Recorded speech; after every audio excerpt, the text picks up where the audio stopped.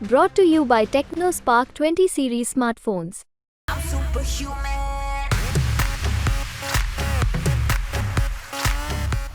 आप कितना भी विकास कर लो, आप कितना भी समझा लो, कोई मतलब नहीं। वोट की गिनती होती है ना। लेकिन दोनों तरफ से यादव थे। गलतफहमी है आपकी। 95% यादव सपा और 95% मुस्लिम गया है सपा। शक होता है ना कि हम हार रहे हैं तो ईवीएम पर लोग शक करने लगते हैं। अभी ईवीएम पे भी तो सवाल खड़ी करने लगे। नमस्कार, मैं गौरव कुमार पांडे और इस वक्त यूपी तक की टीम मौजूद है लोकसभा आजमगढ़ में और आज यहां पर पोलिंग हुई और मेरे साथ यहां पर मौजूद हैं वरिष्ठ पत्रकार। हम इनसे बात करेंगे कि आखिरकार क्या कुछ जो है आज का पूरा दिन रहा लोकसभा का और जो पोलिंग परसेंटेज है वो कुछ क्या जो है दर्शाता है। तो सर, क्या नाम है आपका? सुभाष चंद्र सिंह नाम है हमारा। और क्या पूछना चाह रहे हैं आप बताएं। सुभाष सर, जिस प्रकार से आज पूरा दिन आजमगढ़ में रहा, सबसे पहले तो मुझे ये जानना है कि यहाँ लोकल लोगों की जो है वो कौन से ऐसे मुद्दे जिन पर आज वोट जो है वो उन्होंने डाले? देखिए, दो तरह के मुद्दे थे। एक तरफ तो था राष्ट्रीय मुद्दा, जो राष्ट्र के बारे में जो चिंतित थे लोग, करप्शन के खिलाफ जो लड़ाई है उसके लिए थे, मोदी के नाम के लिए थे। एक तबका ये था। दूसरा जो तबका है आजमगढ़ का, वो मुलायम सिंह का चूंकि एक गढ़ रहा है, तो एमवाई फैक्टर के साथ ये चुनाव हो रहा था। दो विचारधाराओं का था। एक तरफ सनातन राष्ट्र को और मोदी का नाम कैसे आगे बढ़ेगा, उस पर चुनाव था यही। और ये दोनों पे चपाचपी थी, इसलिए पिछले बार से परसेंटेज भी बढ़ा है। राम मंदिर यहाँ करीब में ही है, अयोध्या लगा हुआ है। राम मंदिर एक उदाहरण था लोगों के बीच में, उत्साह के कारण वोटर आए हैं और भाजपा का वोटर भी आया और सपा का भी वोटर बढ़ा है। अब देखना है कि हार जीत किसकी होती है। सर, इसके अलावा जो पोलिंग परसेंटेज है शाम 5 बजे तक, वो लगभग जो है 54.23% है। तो ये जो परसेंटेज है वो क्या दर्शाता है? ये दर्शाता है कि उत्साह है। गर्मी, इतनी गर्मी रहने के बाद भी 10 बजे के बाद भी बाहर निकलना मुश्किल था। उस समय भी लोग इतना परसेंट दिए, इतना लोग वोट निकल के दिए हैं आपको, तो ये लगता है कि लोगों में उत्साह है। लोग डिसीजन लेना चाहते हैं कि हम किसको जिताना चाहते हैं, हराना चाहते हैं। ये मुद्दा था। अच्छा, इसके अलावा लगातार हमने देखा कि आज समाजवादी पार्टी जो है सोशल मीडिया प्लेटफॉर्म पर, जैसा कि हर चरण में वो शिकायतें, वो जो है वायरल वीडियो और तमाम जो है दावे करती है, आरोप लगाती है। तो यहाँ पर भी जो है 4-5 बूथों को लेकर उन्होंने आरोप लगाए। तो इस पर क्या कहेंगे आप? ये जब हार जीत शक होता है ना कि हम हार रहे हैं तो ईवीएम पर लोग शक करने लगते हैं। अभी ईवीएम पे भी तो सवाल खड़ी करने लगे। लेकिन सर, मिला के चुनाव शांतिप्रिय रहा। कहीं बहुत ज्यादा 3-5 में किसी को बहुत इंटरेस्ट नहीं रहता कि बूथ कैप्चरिंग करने जाए, ऐसा कुछ नहीं रहा। लेकिन सर, कहीं कहीं मामला जो है वो यहाँ जो प्रमुख इंटर कॉलेज है सिबली का, वहां पर हुआ, जहां पर आप जैसा कि आपने बताया कि एमवाई फैक्टर जो है वो वहाँ हो सकता है, वहाँ थोड़ा मोड़ा हो सकता है। अच्छा, ओवरऑल आप आज के दिन को लेकर जो है क्या समरी निकालते हैं आज की पोलिंग को लेकर?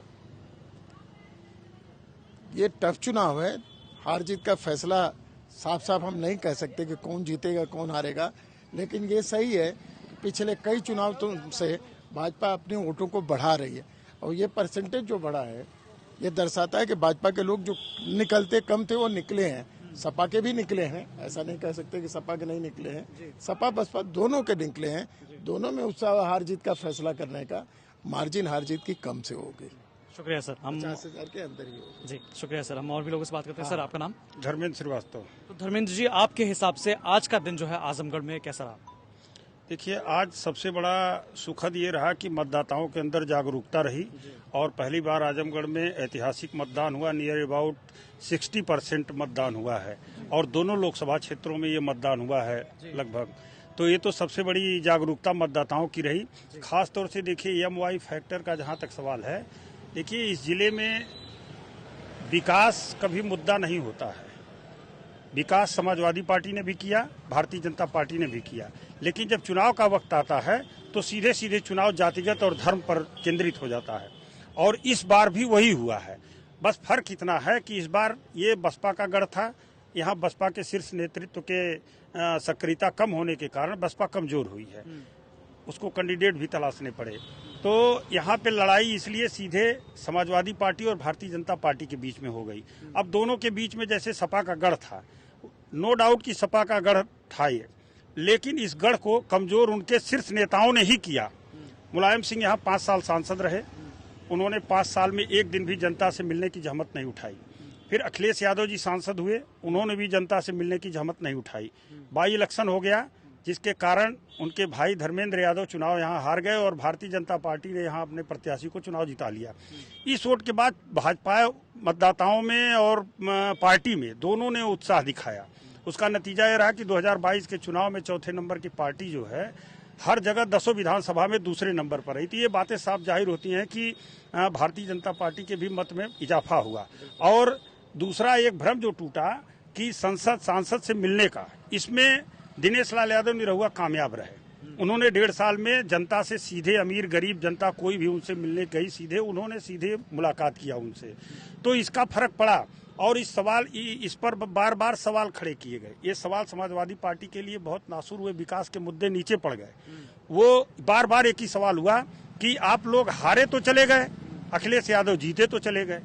ये सवाल जनता के क्योंकि जनता अपने एक बार सांसद को खोजती है। विकास तो दाएं बाएं होता है। कोई भी जनता अगर कभी तकलीफ में आती है तो सीधे अपने सांसद को खोजती है कि हम किससे मिले। तो इसका असर इस चुनाव में साफ देखने को मिला। इससे जो भाजपाई मतदाता, जो वोटों के प्रतिशत में वृद्धि हुई है, मैं साफ तौर पर बता दूं कि ये भाजपाई मतदाताओं में वृद्धि हुई है, इसलिए ये वोट प्रतिशत इतना बढ़ गया है। सर लेकिन क्या कहते हैं आप, जो गुड्डू मुस्लिम वाला एक फैक्टर है, वो फैक्टर जब, क्योंकि इससे पहले जो चुनाव हुआ उसमें वो दूसरे नंबर पे थे या शायद तीसरे नंबर पर थे, क्योंकि उनका वोट शेयर काफी ज्यादा था, लेकिन वो जो है समाजवादी पार्टी में आ गया। तो क्या लगता है कि क्या उनके वोटर्स में भी ट्रांसफॉर्मेशन हुआ या फिर? उसको हम बता दें आपको कि गुड्डू जमाली बहुजन समाज पार्टी के कैंडिडेट थे, ठीक है, और ये बसपा का गढ़ था। कोई विधानसभा ऐसी नहीं है जहां 40 से 50 हजार वोट बसपा का नहीं है।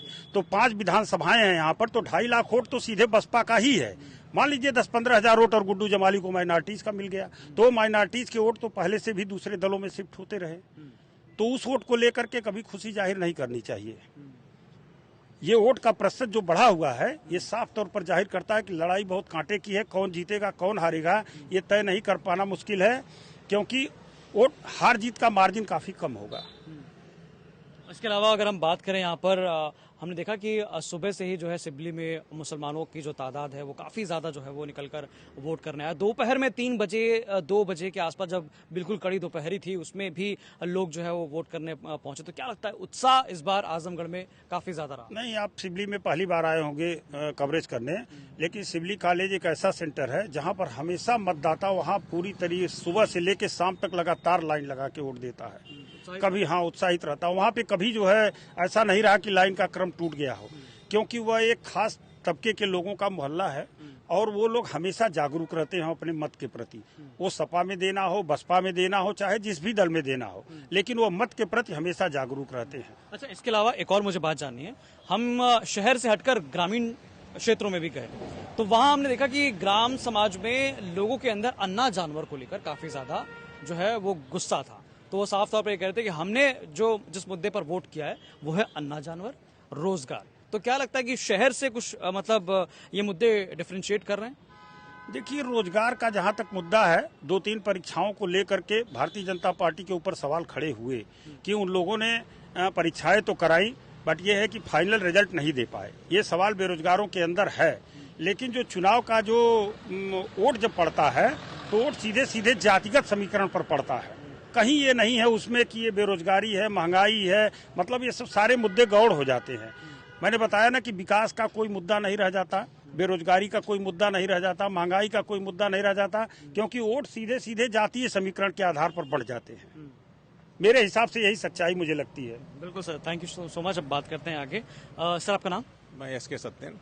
तो सर, आपके हिसाब से आज का दिन जो है आप कैसे देखते हैं आजमगढ़ को? देखिए, आजमगढ़ में पोलिंग जो ज्यादा हुई है, कहीं न कहीं लोगों में जागरूकता आई है, और दूसरी तरफ पार्टियों में भी बहुत ज्यादा गोलबंदी हुई है।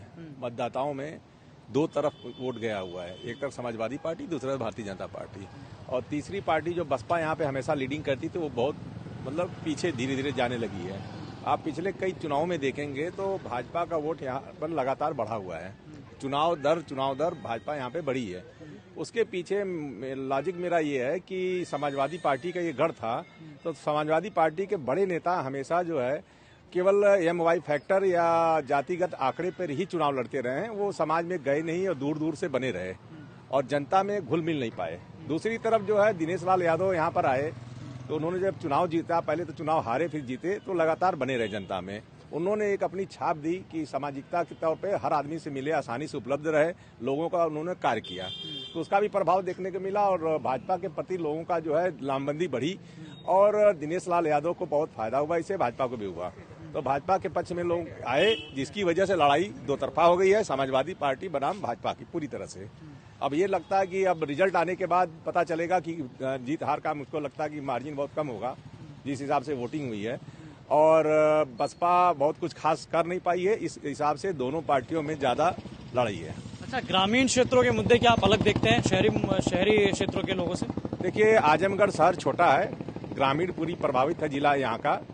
सिटी जैसे बनारस में बड़ा शहर बनारस होगा, कानपुर होगा, लेकिन आजमगढ़ में सिटी छोटा है, तो पूरी तरह से ग्रामीण परिवेश का ही प्रभाव है। आजमगढ़ शहर में भी है और गांव में भी है, तो मतदाता जो है एकदम बटा हुआ है। मतदाता को जैसे अभी हमारे वरिष्ठ पत्रकार भाई ने कहा है कि यहाँ पर उसको विकास का मुद्दा या बेरोजगारी का मुद्दा नहीं है, पूरी तरह से ये जातिगत और धर्म के आधार पे जो है बट चुका है और वोटिंग उस हिसाब से पड़ रही है। जी, मतलब जातिगत जो है वोटिंग जो है डाली गई है। जी जी बिल्कुल। शुक्रिया सर, हम और भी बात करते हैं। सर, आपका नाम? संदीप उपाध्याय। तो संदीप जी, आपके हिसाब से आजमगढ़ लोकसभा क्षेत्र का आज का दिन आप कैसे देखते हैं? आज का दिन जागरूक दिन है, जागरूकता का दिन है ये, और लोग एक अच्छे प्रतिनिधि का चयन किए हैं, सोच समझ के किए हैं, तो अच्छा दिन है।